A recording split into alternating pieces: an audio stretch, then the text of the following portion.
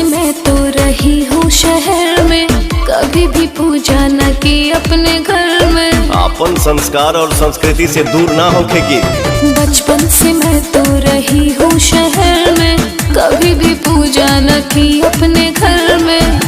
खुद से ही करिए ना मेरे सवरिया। अरे बाप कहाँ बनहलू सा हमारा केरी। जो बनाओ ना। I love you जान, काली माई केरिया, नमी करेला दुनिया जहान, चला माई भिरिया।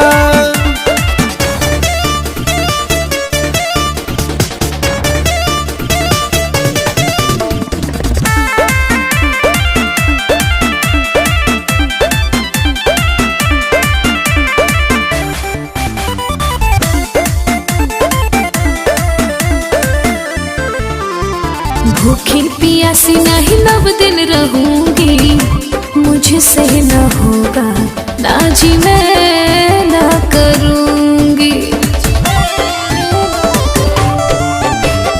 ऐसा न कर धनी कह तू ना हो, मान मर्यादा मिटा दे बुका हो।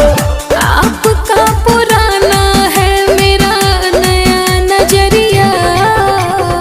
अरे दादा I love you जान, काली माई केरिया, नमी करेला दुनिया जहान, चला माई भिरिया।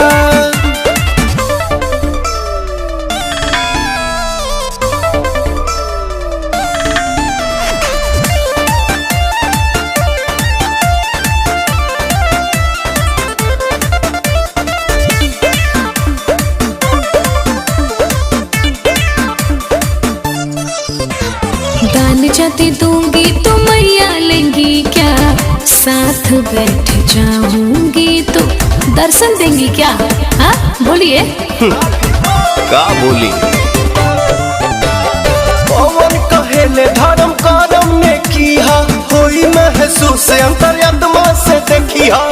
ठीक है आती हूँ पहन के ललकी सड़िया। ये भाई ना बात, प्रेम से बोलिए सच्चे दरबार के।